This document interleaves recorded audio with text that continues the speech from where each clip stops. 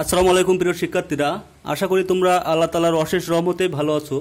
আজকে তোমাদের সামনে আলোচনা করব সেপ্টেম্বর অন 1939 এই কবিতাটি নিয়ে, এবং এই কবিতাটি তোমরা যারা বিশ্ববিদ্যালয়ে পরীক্ষা দিবে তোমাদের জন্য খুবই ইম্পর্টেন্ট এবং এখান থেকে প্রশ্ন আসার সম্ভাবনা সব থেকে বেশি।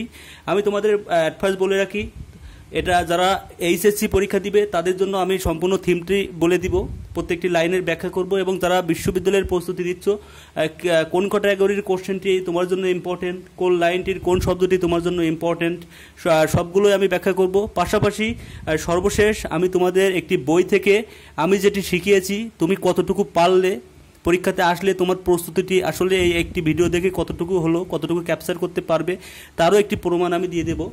আমরা কবিতাটি সম্পর্কে জানি। দেখো, ফ্রম সেপ্টেম্বর অন 1939 এই শব্দটি সেপ্টেম্বর অন 1939 বলতে আসলে কোন সময়কে ইন্ডিকেট করা হয়? এখানে একটি সময়কে ইন্ডিকেট করা হয়, সেটি হচ্ছে দ্বিতীয় বিশ্বযুদ্ধ। তোমরা জানো এটা কিন্তু পরীক্ষাতে আসে, কোশ্চেনটি কিন্তু এইভাবেই থাকবে। তোমাদেরকে একটু দেখিয়ে রাখি কোশ্চেনটি আসলে কিভাবে থাকবে। দেখো, তোমরা দেখলেই বুঝবে সেপ্টেম্বর অন 1939 ইন্ডিকেটস, এটা আসলে যে সেপ্টেম্বর 1 1939 কোনটাকে ইন্ডিকেট করে? ফার্স্ট ওয়ার্ল্ড ওয়ার, প্রথম বিশ্বযুদ্ধ, ক্রুসেড ওয়ার, ক্রুসেড যুদ্ধ, পাক ইন্ডিয়ান ওয়ার, পাক ভারত যুদ্ধ, না সেকেন্ড ওয়ার্ল্ড ওয়ার, কোনটাকে নির্দেশ করে? তোমরা অবশ্যই জানো এটা দ্বিতীয় বিশ্বযুদ্ধকে ইন্ডিকেট করে। তাছাড়া আরও একটু বলে রাখি, ইনি যে লেখক সম্পর্কে তোমাদেরকে জানিয়ে রাখি, এখান থেকে কোশ্চেন আসার সম্ভাবনা সব থেকে বেশি। ডব্লিউ.এইচ. অর্ডেন, ওনার সম্পূর্ণ নামটি হচ্ছে, তোমরা অবশ্যই এটা খেয়াল রাখবে, উইনস্টন হিউজ অর্ডেন। উইনস্টন হিউজ অর্ডেন উনি 1960 সালে জন্মগ্রহণ করেন এবং 1973 সালে মৃত্যুবরণ করেন। এই কবিতাটি লেখা হয় সেপ্টেম্বর অন 1939, বাট পাবলিশ করা হয় 18 অক্টোবর 1939 সালে। এটা একটা মোটামুটি ভালো লেখক সম্পর্কে এটা জানলে ইনশাল্লাহ তোমাদের হয়ে যাবে। পাশাপাশি আরেকটু বলে রাখি, ডব্লিউ.এইচ. অর্ডেন ইনি কিন্তু ইংল্যান্ডেরই মানুষ, কিন্তু আমেরিকাতে থাকতেন, আমেরিকার নাগরিকত্ব ছিল। এই জন্য উনি আমেরিকাতে থেকেই আমেরিকার একটা দোকানে বসে, আমরা সেটা কবিতাতে শিখব, এই কবিতাটি তিনি লিখেছিলেন। যদি প্রশ্ন আসে যে তিনি কোথায় বসে বা কোথা থেকে এই কবিতাটি লেখেন, বা ডব্লিউ.এইচ. অর্ডেন কোথার মানুষ, এই টাইপের কোশ্চেন আসলে তোমরা অবশ্যই আমেরিকা রিলেটেড যে অপশনটি থাকবে, নিউ ইয়র্ক থাকতে পারে, তোমরা নিউ ইয়র্কেই দিবে। নিউ ইয়র্কে থেকেই উনি নিউ ইয়র্কেই থাকতেন। আমি তোমাদের তবুও দেখিয়ে দিই কোশ্চেনটা কীভাবে আসতে পারে। দেখো, তোমরা দেখলেই বুঝবে যে warden road September on 1939 in. Warden এই কবিতাটি কোথায় বসে লিখেছিলেন? নিউ ইয়র্কে বসে লিখেছিলেন, ক্যালিফোর্নিয়ায়, ফ্লোরিডা, না ওয়াশিংটন ডিসিতে বসে লিখেছিলেন? অবশ্যই সঠিক উত্তর তোমরা নিউ ইয়র্কেই দাগাবে। তোমরা যারা গুচ্ছতে পরীক্ষা দিবে, ঢাকা বিশ্ববিদ্যালয়ে পরীক্ষা দিবে, তাদের জন্য এটি খুবই ইম্পর্ট্যান্ট। খুবই মনোযোগ সহকারে এটা শিখো এবং নোট ডাউন করতে ভুলো না। যদি পরীক্ষাতে আসে সেপ্টেম্বর অন 1939 ইন্ডিকেটস ড্যাশ, এটা আসলে কোনটাকে নির্দেশ করে? তোমরা অবশ্যই যুদ্ধ বলবে, অর যুদ্ধ থাকবে, ওটাকে ইন্ডিকেটস করবে। আরও একটি বিষয় তোমাদেরকে ইনফরমেশনটা আমি দিয়ে রাখি, যদি পরীক্ষাতে আসে যে এই কবিতাটির কতটি প্যারায় লেখা হয়েছে, তোমাদের পাঠ্য বইয়ে কতটি প্যারায় আবদ্ধ করা হয়েছে, stanzas, how many stanzas in this poem, এই কবিতার কতটি স্ট্যান্ডেস রয়েছে? তোমরা অবশ্যই একটি দাগাবে, কেননা এই কবিতাটি কিন্তু 9টি প্যারাতে লেখা এবং 99টি লাইন রয়েছে। 99 লাইনের 9টি প্যারাতে লেখা। তোমাদের ইন্টারের বইতে শুধুমাত্র একটি প্যারা তুলে দেওয়া হয়েছে। আমরা কবিতাতে যাই, I sit on of the drives, আমি একটি পানশালায় বা মদের দোকানে বসে আছি। উনি একটি মদের দোকানে বসে আছেন। এখান থেকে যেটি আসবে সেটি তোমরা অবশ্যই লিখে রাখো, এটি মার্ক করে রাখবে। পরীক্ষাতে আসতে পারে, এটা গ্যাপ দিয়ে দিবে, গ্যাপ দিয়ে দিতে পারে, অথবা ড্রাইভস, এটা সিনোনিম পড়বে, পাশাপাশি এটা একটি নাউন, এটাও তোমরা অবশ্যই রাখবে। দেখো, আমি কোথায় বসে আসলে তাহলে তিনি লিখছেন, নিউ ইয়র্কের কোথায় বসেছিলেন? একটি পানশালায় বসেছিলেন। দেখো যে 152nd স্ট্রিট, একটি 52 নম্বর রাস্তায় পাশে একটি মদের দোকানে তিনি বসেছিলেন। আনসার্টাইন অ্যান্ড অ্যাপ্রাইট, তাহলে তিনি কিভাবে বসেছিলেন? তিনি কিন্তু খুবই ভীতভাবে, খুবই অনিশ্চিতভাবে বসেছিলেন। এই যে তিনটা লাইনের যে মোরাল অফ দ্য স্টোরি, সেটা হচ্ছে যে একটি ভয়ের ভেতর তিনি আছেন, কোনো একটা কিছু হতে যাচ্ছে, এই ভয়ের ভেতর থেকেই তিনি আসলে এই কবিতাটি লিখছেন।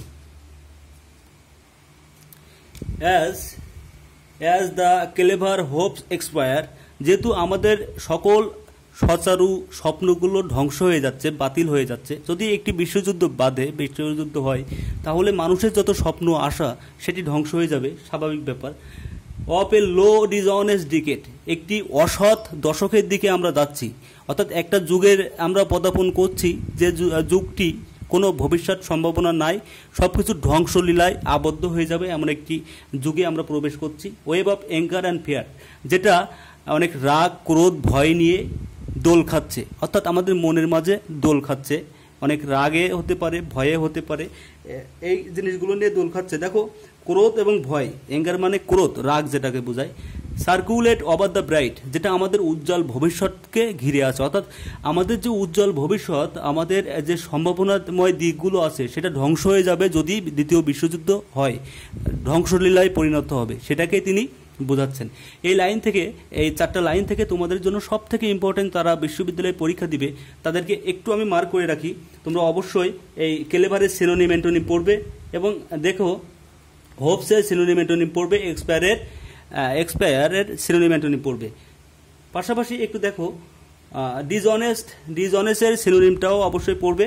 এবং দেখো এখানে সার্কিউলেট, এটা কিন্তু ভার্ব, অবশ্যই মনে রেখো। বাট এই ব্রাইটটা কিন্তু নাউন, এটা কিন্তু নাউন, এইভাবে তোমরা খেয়াল রেখো, এটা একটি নাউন।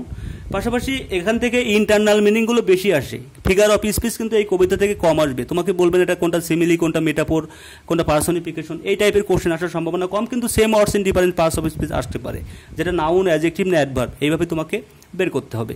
এখন কিছু ইন্টারনাল কোশ্চেন থাকতে পারে এখান থেকে, যে কোশ্চেনগুলো আমি বই থেকেই তোমাদেরকে দেখিয়ে দেবো ইনশাল্লাহ।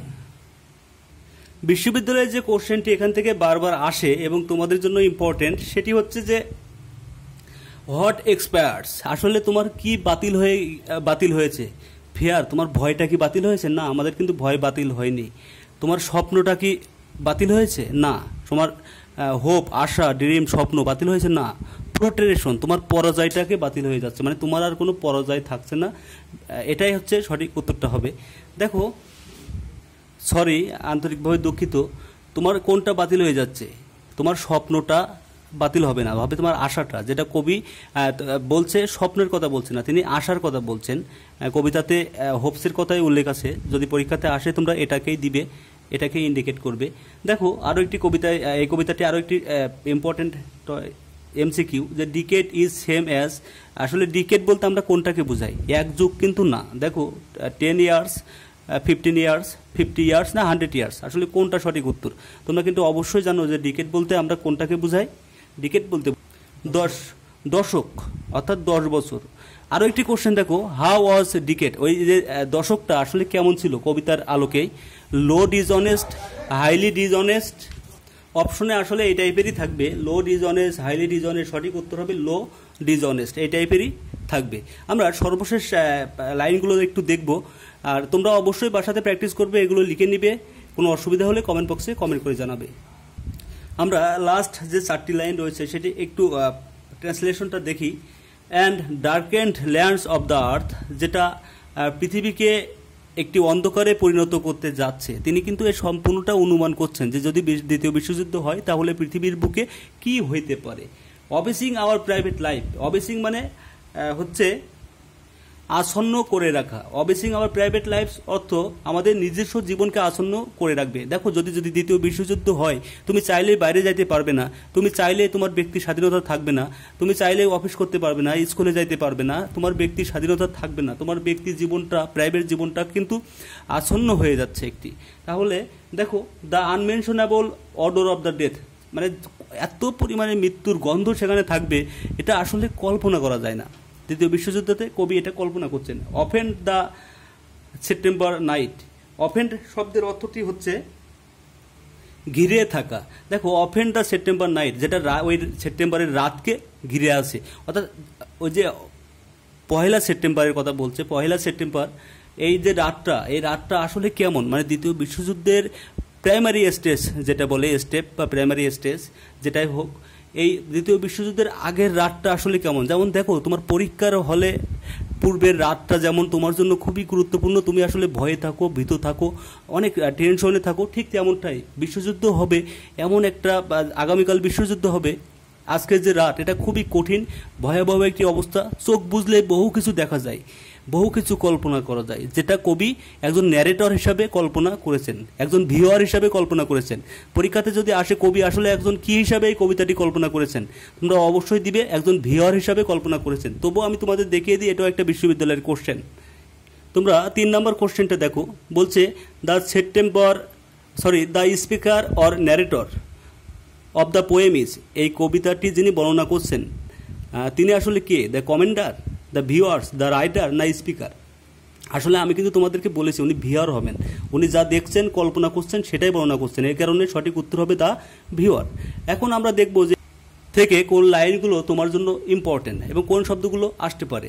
দেখো, the dark and lands of the earth, এখান থেকে আর্থ এটা কিন্তু নাউন। তোমাদেরকে আরও একটি বিষয় জানিয়ে রাখি, যদি দেখো এই আর্থ শব্দটি বাক্যের প্রথমে আছে এবং বড় হাতের ই দ্বারা শুরু হয়, তাহলে তোমরা অবশ্যই এর দেখবে যে এর পূর্বে আর্টিকেল বসবে না। কিন্তু ছোট হাতের ই দিয়ে যদি আর্থ শব্দটি থাকে তবে তার পূর্বে আর্টিকেল বসবে, কিন্তু বড় হাতের ই দিয়ে যদি আর্থ শব্দটি আসে তবে তার পূর্বে আর্টিকেল বসবে না। যদি তোমরা এটা আরও ডিটেইল জানতে চাও, আর্টিকেল যে পার্টটি রয়েছে ক্রিপস্টোফেলের, ওইটাতে দেখবে 2টা ছক রয়েছে, এপাশে একটি কোথায় আর্টিকেল বসবে দা এবং এপাশে কোথায় আর্টিকেল দা বসবে না, তোমরা ওইখান থেকে অবশ্যই দেখে নিবে। অবেসিং, এখান থেকে আরেকটি জিনিস দেখো, অবেসিং আওয়ার প্রাইভেট লাইফস, এখানে প্রাইভেটটি হবে অ্যাডজেক্টিভ, লাইফস হবে নাউন। এটা অ্যাডজেক্টিভ, এটা নাউন, অবশ্যই মার্ক করে রাখবে। আমি মার্ক করে দিচ্ছি না। The unmentionable order of death, এখানে ডেথটি কি হবে? এটা কিন্তু অবশ্যই নাউন হবে এবং তোমরা এখান থেকে অবশ্যই এই জিনিসটার সিনোনিম পড়বে। এখান থেকে তোমরা অবশ্যই অবেসিং, অর্ডার এবং অফেন এই 3টা সিনোনিম এন্টোনিম খুবই ভালো করে পড়বে। এটাও পড়বে। যদি এই কবিতা থেকে কোশ্চেন আসে তাহলে আমি শিওর এই টাইপের কোশ্চেন হবে, তোমরা সহজেই উত্তর করতে পারবে। দেখো, অফেন দ্য সেপ্টেম্বর নাইট, এখানে সেপ্টেম্বরটা কি? আমি যদি তোমাকে প্রশ্ন করি, তুমি অবশ্যই কমেন্ট বক্সে কমেন্ট করে জানাবে সেপ্টেম্বর কি, নাউন, অ্যাডজেক্টিভ, অ্যাডভার্ব না প্রিপজিশন। আমি তবু সঠিক উত্তরটা বলে দিই, এটা হবে অ্যাডজেক্টিভ, এটা হবে নাউন। কারণ পাশাপাশি নাউন যদি একসাথে বসে, শেষেরটি হবে নাউন এবং এর পূর্বেরগুলো হবে অ্যাডজেক্টিভ, যেটি আমি আরও একটি কবিতাতে সুন্দরভাবে ব্যাখ্যা করে বুঝিয়েছিলাম। তোমরা আমার কবিতাগুলো দেখবে তাহলে বুঝতে পারবে। তাহলে এখান থেকে এই ক্যাটাগরির কোশ্চেনগুলো হয়ে থাকে। আমি আর প্রিভিয়াস কোশ্চেন সলভ করে দিচ্ছি না, তোমরা অবশ্যই যার যে বইটি রয়েছে সেই বই থেকে সলভ করবে। প্রিভিয়াস কোশ্চেন সলভ করলে এটা অনেক বড় হয়ে যাবে। তোমাদের যদি আরও কোনো কবিতা লাগে, প্রয়োজন বোধ করো, আমাকে অবশ্যই কমেন্ট বক্সে কমেন্ট করে জানাবে, তোমার মতামতটি দিবে, আমাকে উৎসাহ প্রদান করার চেষ্টা করবে। তাহলে আমি তোমাদের বিকে আপডেট ভাইয়া তোমাদের জন্য এমন সুন্দর সুন্দর কবিতা নিয়ে আলোচনা করার চেষ্টা করব। সবার সফলতা কামনা করি। যে কয়টা দিন তোমাদের বিশ্ববিদ্যালয়ে ভর্তি পরীক্ষার বাকি রয়েছে, তোমরা সবাই মনোযোগ সহকারে পড়াশোনা করবে। নামাজ কালাম, যারা মুসলিম আছো নামাজ কালাম করবে, যারা অন্য ধর্মবলী আছো তোমার সৃষ্টিকর্তার প্রতি ভরসা রেখে তার কাছে চাইতে হলে তার কাছে চাইবে, পৃথিবীর মানুষের কাছে চাইবে না। তাহলে দেখবে তিনিই তোমাকে অবশ্যই হেল্প করবেন, তোমার পরিশ্রম সার্থক হবে, তোমার বাবা মায়ের স্বপ্ন দোয়া পূরণ হবে। সবার সফলতা কামনা করি। যে কোনো প্রয়োজনে তোমরা আমাকে নক করবে। ভালো থেকো সবাই, সুস্থ থেকো। আল্লাহ হাফেজ।